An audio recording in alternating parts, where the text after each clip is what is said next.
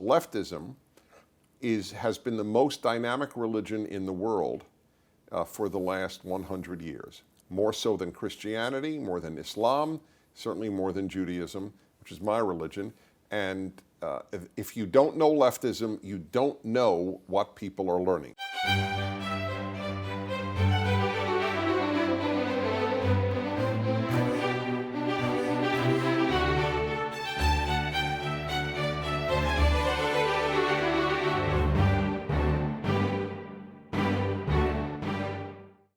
Dennis Prager writes a syndicated column, hosts a radio show carried nationally by 120 stations, and is a prolific author.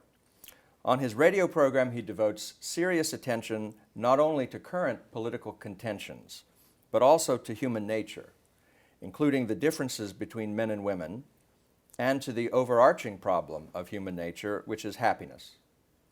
So sober, wise, and practical is his treatment of these subjects that someone ought to call him the Aristotle of the airwaves, which I hereby do. He has written books on anti-Semitism, Judaism, happiness, among many other things. His latest and most political is called Still the Best Hope: Why the World Needs American Values to Triumph, published in 2012 by Broadside Books and now reissued in paperback with a new preface. Dennis, welcome to the American Mind. Charles, I'm honored. Let me begin by asking you about Prager University, the online educational service that you have recently founded. Why did you feel the need to go into the university business? Because the universities have left the university business and have entered the indoctrination business. Because the truth of the matter is, and it's a tragedy, and I attended an Ivy League graduate school and I taught at college, so I'm rather well aware of what goes on. You're not innocent. I'm not innocent, but I'm not guilty either. And the prevailing attitude of the university is an abandonment of its traditional liberal arts role and has now become essentially an indoctrination seminary. There are Christian seminaries and there are left-wing seminaries. The Christian seminaries' stated and admitted purpose is to produce a committed Christian. The purpose of most universities today is to produce a committed leftist. And every piece of data and every anecdote sustains that charge. Was that true, by the way, when you were in college and graduate school? Yes, it was, believe it or not. Yep. In fact, I have a piece out there among my many columns, how I found God at Columbia, which is, by the way, true. Where did you go to school and what did you study? Undergraduate, I went to, in the U.S. and England, Brooklyn College in the U.S., University of Leeds in England. I studied history and Middle Eastern studies, but my emphasis was on communist affairs, so I was at the Russian Institute at the Columbia School of International Affairs, and I studied under Brzezinski. Aha. So and you learned Russian? I learned Russian, yes. Did you learn Arabic as well? I learned Arabic, Hebrew, Russian, yep. And I went to all of these countries a number of times. And it's very interesting because I thought that when the Cold War ended, I thought, wow, it's a good thing I have work in another area because who needs a communist affairs specialist with the end of most communism? But the truth is, it was the best thing I could have majored in because leftism has been the most dynamic religion in the world for the last 100 years. More so than Christianity, more than Islam, certainly more than Judaism, which is my religion. And if you don't know leftism, you don't know what people are learning. Let me just say one more word because I got so sidetracked from your question on Prager University. It's an antidote. We are trying to take some of the finest minds in the world, give them 5 minutes, and beautifully produce it with sparing really no expense. We're a 501c3. And we raise a good sum of money each year to produce these 5-minute videos that are antidotes to the intellectual and moral decline of the university. And this is online. Online, it's free to users, and many are in a number of languages. It's prageruniversity.com. Now, were you a liberal when you were in graduate school? No, but I was anti-communist, and that, I was pro-God and anti-communist. And I don't mean pro-God, he's a good guy. Right. Pro the necessity, the moral necessity of God. I have my own emotional problems with God. So I wanted to make clear what pro-God means.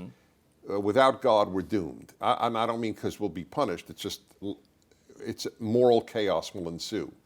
And so I knew that by and large, and I knew I hated communism because the most powerful conviction in my life is that we must fight evil. In fact, as I said on my radio show today, the right fights evil and the left fights the right. Now, if you weren't a liberal, what were you? I was more theologically preoccupied than politically preoccupied.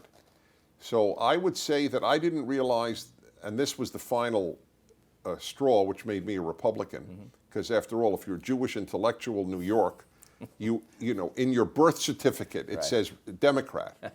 It's just part of the thing, you know. And so I was a Democrat. I voted Democrat through Jimmy Carter. And then one line, which proves to me why 5 minutes can change your mind, one line did it all for me, that the government is not the solution to our problems, it is the problem. And then I realized, wow, that's right. That's true morally, it is true. Genocides are committed by big governments. And so what I cared most about evil, that was a big government problem. And then the other thing I care most about, liberty, that's a big government problem. And then everything became clear. Were you surprised how the Brzezinski-Carter foreign policy deteriorated? No, that's a great question. I'll never forget, I was giving my master's thesis to Brzezinski, and there were about eight of us around the table. It was the Seminar on Advanced Communist Problems, or some highfalutin title like that. And I was giving my thesis, and I said, I used the word totalitarian in describing the Soviet Union. And he said, Mr. Prager, we try not to use that word in our seminar. We're not certain if the Soviet Union fits the definition of totalitarian. Now, I had a lot of chutzpah even at that age, but not as much as I had later. But I remember thinking what I should have said, but it might not have been in place, and that was, well, the Soviet citizen knows whether it's totalitarian. We may not here in New York City, but they do there. But didn't Brzezinski and Huntington, That's what blew my mind. Originate the the guy use of the came term? from Poland, exactly, and used the term. I was stunned. And so, did you have heroes then, political heroes or intellectual heroes at that point? That's it's a question I've mulled over. I didn't have, I had personal people in my life whom I looked up to. Macro figures, there weren't any, and I don't say this with any regret, but I didn't really. The only one, and this will lower me in your esteem, but well, it'll lower me in some parts of your esteem, but you'll realize how honest I am. The one film/TV figure that was a hero to me was the character Brett Maverick. That James Garner played. Right, James Garner, yeah. Because he did two things, and it absolutely was life-shaping for me. He fought evil and did it with aplomb. He never got exacerbated, frustrated, never yelled, but he fought evil with a good demeanor. And I have tried to do that. And have you acquired heroes since? Oh, good question. The heroes that I believe in are not well known. The person who who tries to smuggle in something into North Korea is a hero. I have a saying that I often use. The significant are rarely famous, and the famous are rarely significant. There are a lot of heroes. I know a man who spent 8 years taking care of his Alzheimer's wife. He's a hero to me. But the heroic is rarely famous. Miley Cyrus is famous. But Yes. she's not heroic. That's right. Well, it's not even clear that she's famous. She's a celebrity. But that Well, that's may an be too interesting fleeting distinction, yes. for real fame. The Aristotle of radio doesn't see the big difference. But do you not count Reagan or Churchill? I love Reagan, well, Reagan and Thatcher. Okay, so that's fair. Exceptions to the and rule. by the way, John the 23rd as well. He was a very a seminal figure and a good man. So yes, these people, I'm happy to include them. Yes. And were you surprised as an expert when the Soviet Union collapsed? Yes, I admit it. I'll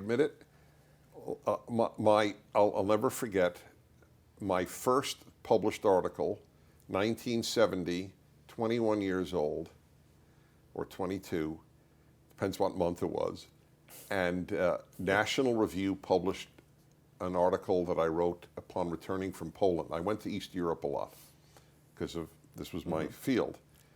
And I wrote, this was the title of the article, Will Gierek Survive? Gierek was the communist leader of Poland in 1970. And I spoke about his pretty imminent collapse. He lasted another 10 years. So, in a sense, I predicted the future, but not quite as I meant it. That's right. So I did not expect this.